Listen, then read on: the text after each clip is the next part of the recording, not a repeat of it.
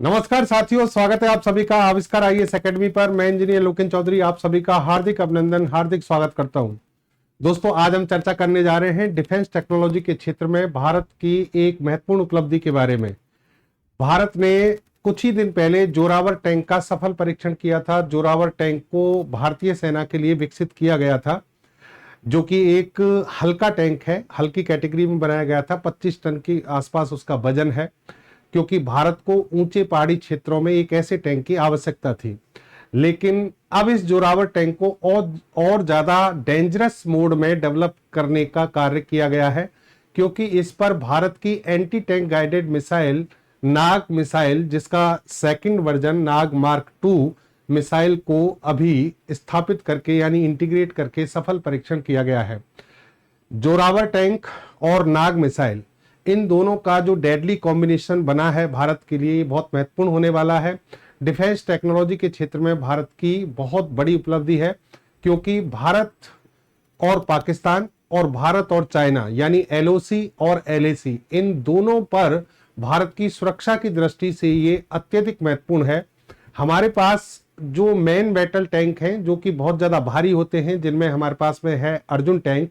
इसके अलावा medium battle tank जो कि अजय टैंक T-72 जिसे हम कहते हैं, भीष्म टैंक T-90 जिसे कहते हैं, पहले से मौजूद थे। लेकिन जोरावर टैंक को बनाया गया गलवान घाटी का जो हमारा विवाद हुआ था चाइना से, उसके बाद, और अब इस पर नाग मिसाइल को इंटीग्रेट किया गया है। नाग मिसाइल इससे पहले अर्जुन टैंक पर इंटीग्रेट की जा चुकी है, लेकिन जोरावर टैंक पर इसे इंटीग्रेट करके अब हमने ऊंचे पहाड़ी क्षेत्रों में आसानी से दुश्मन पर हमला करने की जो शक्ति है या क्षमता है वो विकसित कर ली है। तो आज के सेशन में इन दोनों के बारे में हम बात करने जा रहे हैं कि जोरावर टैंक से क्या हमें फायदा होने वाला है, और उस पर नाग मिसाइल जो है उसका परीक्षण किया गया है, उससे क्या फायदा होने वाला है। तो बने रहिए सेशन पर। चैनल पर नए हैं तो चैनल को सब्सक्राइब जरूर कर लीजिएगा और अपना फीडबैक दीजिएगा, शेयर करना, सब्सक्राइब करना, लाइक करना। चलिए देखिए खबर क्या है। DRDO Zorawar tank successfully test fire the Nag MK2 ATGM यानी एंटी टैंक गाइडेड मिसाइल है। नाग मार्क 2 है, इसका मतलब नाग पहले बन चुकी है।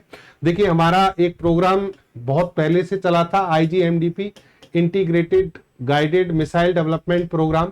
डॉक्टर APJ अब्दुल कलाम के नेतृत्व में 1983 में ये प्रोग्राम चला था, और इस प्रोग्राम के तहत भारत ने पृथ्वी अग्नि त्रिशूल और नाग और आकाश, ये मिसाइलें डेवलप की थी। तो नाग मिसाइल हमारी उन 5 मिसाइलों में से है जो हमने सबसे पहले डेवलप की थी। DRDO के निर्देशन में डॉक्टर APJ अब्दुल कलाम के नेतृत्व में इन मिसाइलों को डेवलप किया गया था। लेकिन अब इसके एडवांस वर्जन हम बनाते जा रहे हैं, और हमारे पास जो क्षमताएं हैं टैंक की, उनके साथ विकसित करते जा रहे हैं। तो यही कार्य अब भी किया गया है। India Zorawar light tank developed by DRDO test fire Nag MK second anti tank guided missile. तो कहने का मतलब जोरावर टैंक पर हमने इसे तैनात कर दिया है, नाग मिसाइल को, और इसका सफल परीक्षण हाल ही में किया गया है, जिसकी सुर्खियां पूरे दुनिया में है। इस समय पूरे भारत में ये सुर्खियों में बना हुआ है। समझना, इसको जो माना जा रहा है महत्वपूर्ण, वो माना जा रहा है LOC और LAC यानी लाइन ऑफ कंट्रोल और line of actual control. LOC जो कि हमारी पाकिस्तान से लगती हुई सीमा है, और LAC जो है वो चाइना से लगती हुई सीमा है। दोस्तों, इसकी सबसे बड़ी जो इंपॉर्टेंस है वो समझना। देखिए ये है दौलत बेग ओल्डी, जो कि भारत का एक मुख्य रोड है। ये अक्साई चेन वाला हिस्सा है जो चाइना के पास है इस समय, और ये जो रेड लाइन में आपको दिख रही है ये LAC है। यहां पर 2020 में विवाद हुआ था चाइना के साथ में भारत का। लद्दाख के पूर्वी क्षेत्र में ये वाला जो हिस्सा है ना, ये बड़ा महत्वपूर्ण हिस्सा है, क्योंकि यहां पर गलवान घाटी है, और इस गलवान घाटी में चाइना के द्वारा अवैध गतिविधियां की गई थी। यहां पर कब्जा करने की कोशिश की गई थी, भारत ने इसका विरोध किया था, और फिर जब विवाद की स्थिति बनी तो वहां पर हमें एक कमी खली। चाइना के द्वारा यहां पर एक हल्के टैंक थे इनके पास में, टाइप 15 के नाम से, वो आसानी से तैनात कर दिए गए थे, क्योंकि हल्के टैंक की कैटेगरी चाइना के पास मौजूद थी। लेकिन भारत के पास टैंक बहुत सारे थे, लेकिन यहां ले जाना बड़ा मुश्किल था, क्योंकि वो सब भारी कैटेगरी के थे, हैवी कैटेगरी में थे। तो इसके लिए हमने यहीं से प्लान किया कि हल्के टैंक बनाए जाएंगे और इसीलिए जोरावर टैंक को बनाया गया, जिससे बहुत आसानी से अब ये टैंक यहां पहुंच सकता है। दूसरी बात, इसे जैसे कि हमारे पास में C-17 ग्लोब मास्टर एक जहाज है, उसके माध्यम से इसको रखकर पहुंचाया जा सकता है, यानी हल्के टैंक जो है इनको आसानी से यहां डिलीवर किया जा सकता है। और अब इस पर नाग मिसाइल हमने यहां तैनात कर दी है, तो 4 से 8 किलोमीटर अंदर तक, 4 से 8 किलोमीटर अंदर तक हम चाइना पर यहीं से अटैक कर सकते हैं।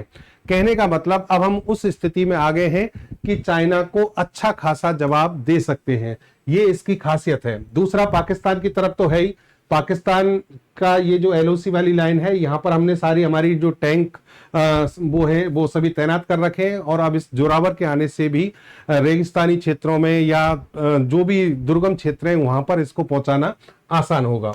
चलिए, अब इसमें देखिए आप कि रक्षा मंत्री जो है, इन्होंने जोरावर टैंक जब हमने इसको बनाया था, तो यहां पर इन्होंने DRDO और लार्सन एंड टर्बो ये कंपनी जो है, इसको ठेका मिला था, इसको सभी को बधाइयां दी, क्योंकि हमने इस टैंक को पूरी तरह से सफल परीक्षण कर लिया है। अब इस पर नाग मिसाइल लगने के बाद में हमारी जो क्षमता है वो काफी बढ़ गई है।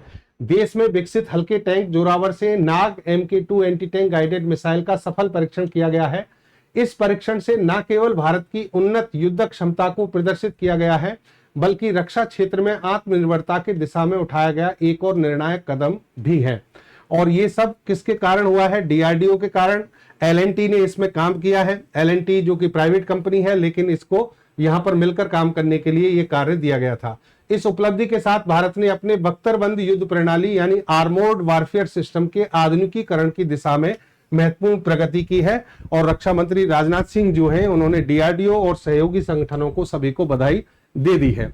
चलिए, अब देखो दोस्तों, यहां पर एक चीज समझना, जैसा कि इसमें ANI की तरफ से भी ये न्यूज छापी गई कि all performance objective including the range manageability for top attack mode. यहां पर एक चीज बताएं आपको कि जो मिसाइल्स होती हैं, मिसाइल्स जो होती हैं वो दो तरीके से अटैक करती है। टैंक पर जब कोई मिसाइल तैनात की जाती है, जैसे मान लो ये टैंक है और ये दुश्मन का टैंक है, टारगेट है। अब इस पर अटैक जो होता है वो दो तरीके से होता है। दो तरीके से कैसे? एक तो इस तरीके से होता है, डायरेक्ट फ्रंट पर अटैक होता है, इसको तो कहते हैं direct attack mode, direct attack mode. एक होता है इस तरीके से अटैक, इसको कहते हैं top attack mode, top attack mode. तो हमारी जो नाग मिसाइल है टॉप अटैक मोड में काम कर सकती है, डायरेक्ट अटैक मोड में भी काम कर सकती है, ये तो नॉर्मल बात है। टॉप अटैक मोड में काम करना अपने आप में बेहतरीन एक क्षमता मानी जाती है। इससे यहाँ टैंक के टॉप पर अटैक किया जाता है और रास्ते में मैनेजेबिलिटी भी हो। मतलब मैनेजेबिलिटी का मतलब हो गया कि इसकी लोकेशन पता करना भी मुश्किल है, ये अपना रास्ता बदलेगी। तो ये सारी क्षमताएं इस नाग मिसाइल में लगाई गई हैं। और लद्दाख वाला क्षेत्र, कश्मीर वाला क्षेत्र, जहां पर चाइना ने अपनी बढ़त दिखाई थी गलवान घाटी के समय अपने हल्के टैंक तैनात करके, अब हम वहां पर उसे अच्छा जवाब दे सकते हैं।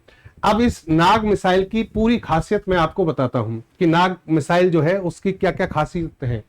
देखिए, एंटी टैंक गाइडेड मिसाइल है। एंटी टैंक का मतलब टैंक रोधी निर्देशित मिसाइल। निर्देशित मिसाइल का मतलब है जिनमें गाइडेड सिस्टम लगा होता है, जो डायरेक्शन अपनी पता कर सकती हैं, दुश्मन की जो टारगेट होता है उसको आसानी से पहचान सकती हैं।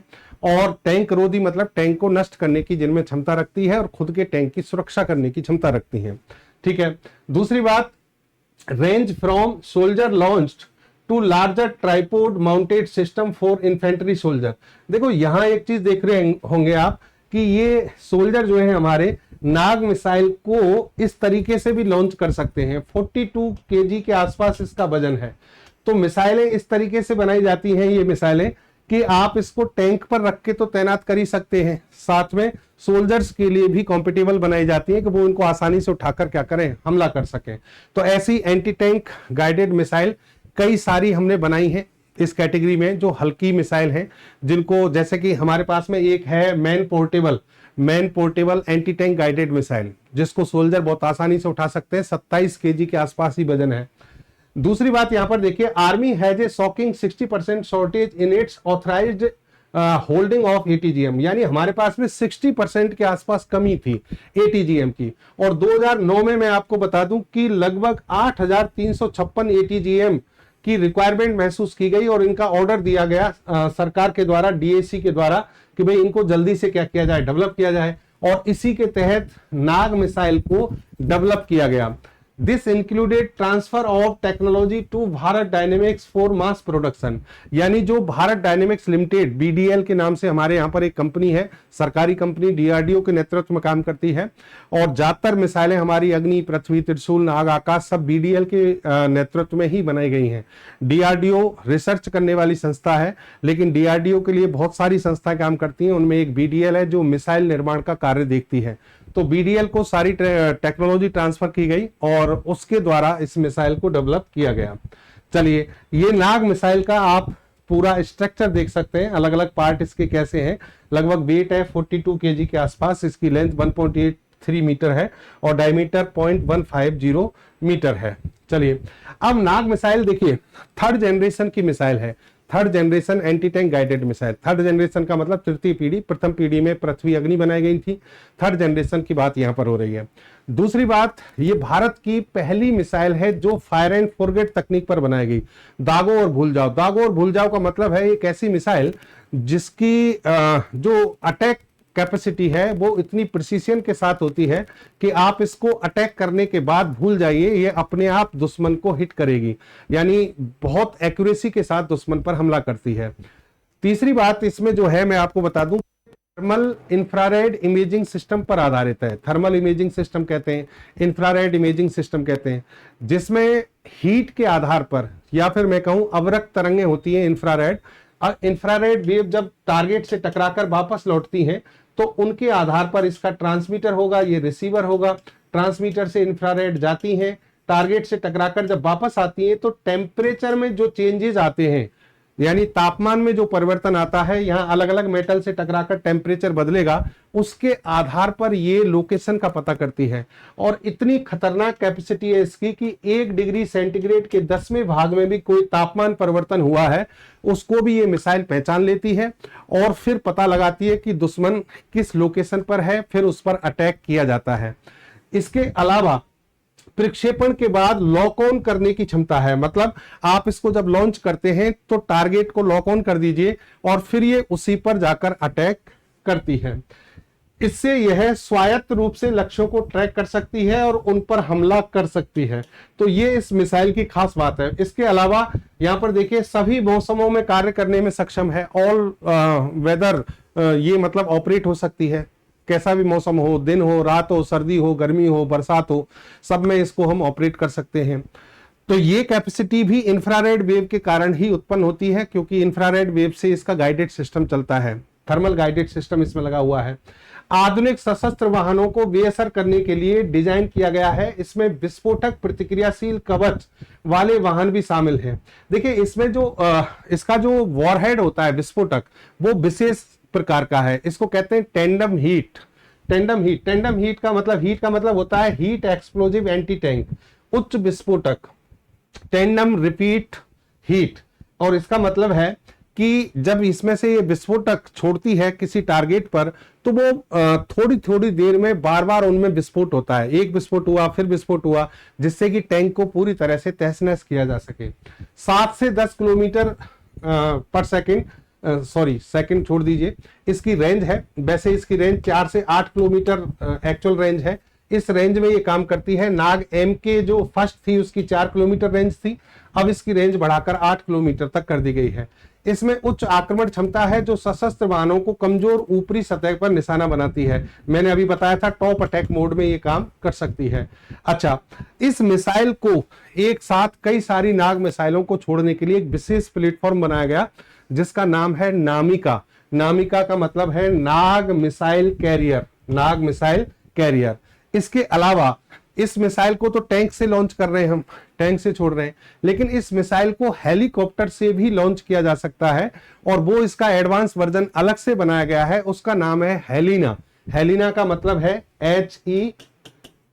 HELINA, हेलीकॉप्टर नाग, इसका मतलब है हेलिना, हेलिना, हेलीकॉप्टर नाग। हेलीकॉप्टर नाग मिसाइल भी बनाई जा चुकी है, जिसे हेलिना के नाम से जाना जाता है। राजस्थान के पोखरण जो क्षेत्र है, पोखरण रेंज, वहां से भी इसका सफल परीक्षण किया जा चुका है। कहने का मतलब एंटी टैंक गाइडेड मिसाइल्स के क्षेत्र में भारत ने बहुत ज्यादा तरक्की कर ली है, बहुत सारी मिसाइलें भारत ने बना ली हैं। और अब इसमें नाग MK2 के आने से जोरावर टैंक की शक्ति और बढ़ जाएगी।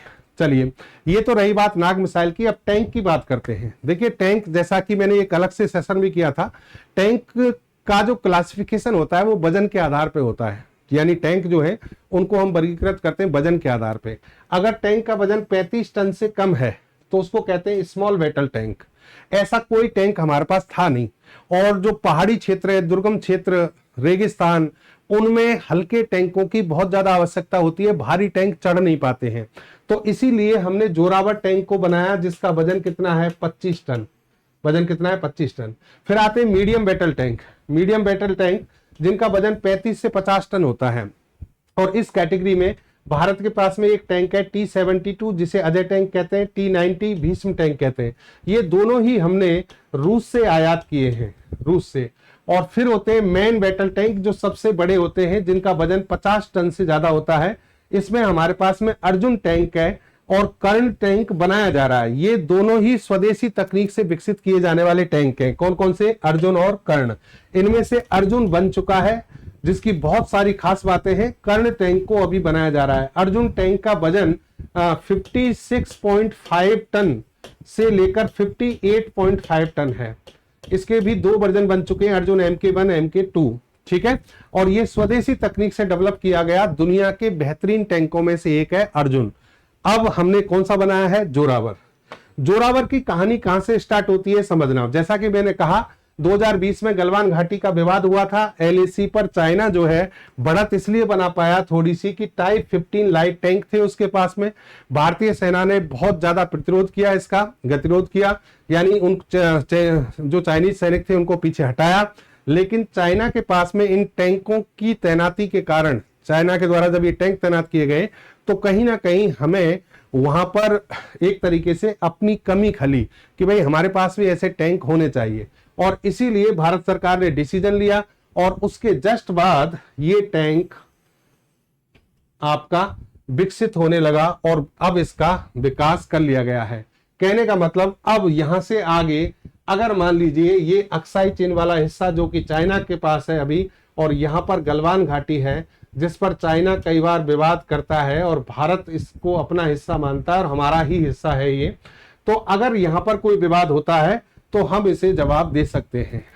जोरावर टैंक जो है, देखिए 19वीं सदी में डोगरा जनरल जोरावर सिंह जी थे, उनके नाम पर इसका नामकरण किया गया है। ये टिकट इनके नाम पर जारी किया गया था। 17,500 करोड़ का ये प्रोजेक्ट है। लार्सन एंड टर्बो और DRDO इन्होंने मिलकर इसको डेवलप किया है। 295 टैंकों के लिए इसमें यहां पर कंपटीशन रखा गया, जिसमें भारत फोर्ज भी हिस्सा ले रहा है। 59 टैंकों का पहला ऑर्डर L&T को मिल चुका है। टोटल कितने बनेंगे, 354। टोटल कितने बनेंगे, 354।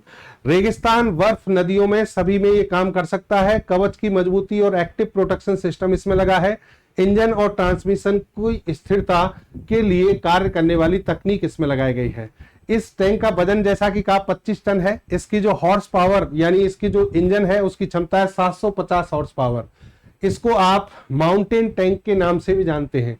माउंटेन टैंक इसलिए कहते हैं कि इस टैंक को आसानी से हवाई जहाज और हेलीकॉप्टर से ले जाकर उस जगह पर छोड़ा जा सकता है जहां इसकी आवश्यकता है। दूसरा, ये पहाड़ी क्षेत्रों पर, माउंटेन पर आसानी से चढ़ सकता है। ठीक है, खुद भी पहाड़ों पर चढ़ सकता है। टैंक से गोले दागे जा सकते हैं। इस माउंटेन टैंक से 150 मिलीमीटर की एंटी टैंक गाइडेड मिसाइल दागी जा सकती हैं। इसलिए ये टैंक काफी खतरनाक है। और अभी नाग मार्क 2 इस पर लॉन्च कर दी गई है, तो अब ये और खतरनाक हो जाएगा। इसकी कैपेसिटी यहां पर आप देख सकते हैं। देखिए, हॉर्स पावर 750 से 1000 हॉर्स पावर तक इसकी इंजन की क्षमता है। कोएक्सियल मशीन गन इसमें लगी हुई है 7.62 mm की, और इसमें 3 पर्सन बैठ सकते हैं। स्पीड इसकी 70 किलोमीटर पर आवर की स्पीड से चलता है मेन सड़क पर, और अगर ऑफ रोड हो तो 35 से 40 किलोमीटर पर आवर की स्पीड से चल सकता है। ऐसे क्षेत्रों में जहां टेम्परेचर काफी ज्यादा होता है, 42 डिग्री तक का ऊपर का जो टेम्परेचर है वहां ये आसानी से काम कर सकता है। 105 mm की तोप इसमें लगी है। पहले बेल्जियम से हमने बात की थी, इसमें बेल्जियम की कंपनी जॉन कॉकेरेल उससे बात की थी और उसकी तोप जो है इसमें लगी है। हालांकि पहले जर्मनी से बात की गई थी और जर्मनी से हमारी बात जब नहीं बनी तो फिर हमने इसे बेल्जियम से लिया है। ठीक है, तो कहने का मतलब इसमें जो इंजन है और तोप है, तोप की जो हम बात कर रहे थे ये बेल्जियम की है। और अब इसके इंजन की बात करें तो इंजन इसमें 750 से 1000 हॉर्स पावर का है। पहले इसमें हमने कहा जर्मन जो इंजन है जर्मन उनसे बात की थी, लेकिन वहां पर कुछ निर्यात नियमों में बाध्यता होने के कारण वो काम नहीं हो पाया। फिर इसको कमिंस जो कंपनी है उसके माध्यम से इसको लगाया गया है और कमिंस अब भारत में ही ये इंजन बनाने की बात यहां पर इससे चल रही है। ये टैंक पानी में तैरने की क्षमता रखता है, यानी कोई भी जैसे मान लीजिए पानी वाले क्षेत्र आ जाते हैं, नदी है, हल्की नदी है, उसमें से क्रॉस करना हो, दलदल वाला क्षेत्र हो, इन सभी में से ये टैंक आसानी से निकल सकता है। इसमें ड्रोन, लाइटरिंग, म्यूनिशन और एक्टिव प्रोटेक्शन सिस्टम APS ये सभी इसमें लगे हैं। हवाई परिवहन जिसको जैसा कि मैंने कहा C-17 ग्लोब मास्टर 3 इसके द्वारा भी इसको आसानी से पहुंचाया जा सकता है। चलिए, स्वदेशी और वैश्विक सहयोग का ये एक महत्वपूर्ण उदाहरण है। कैसे? DRDO और CBRD क्या है? Combat vehicle research development establishment, Chennai Avadi में, जहां पर हमारे टैंक असेंबल किए जाते हैं, बनाए जाते हैं। इन सभी ने तो यहां पर योगदान दिया है। इसके अलावा कुछ छोटी कंपनियां हैं, उनके द्वारा भी इसके डेवलप करने में महत्वपूर्ण भूमिका निभाई गई है और विदेशी सहायता भी इसमें ली गई है। जनवरी 2024 से लेकर जनवरी 2025 तक इस टैंक के निर्माण से संबंधित जो प्रक्रिया थी वो पूरी कर ली गई थी। 2 साल के अंदर इस टैंक को डेवलप करना अपने आप में बहुत बड़ा अचीवमेंट है। भारत के टैंकों की हम बात करें तो जैसा कि मैंने कहा मेन बैटल टैंक हमारे पास में अर्जुन है।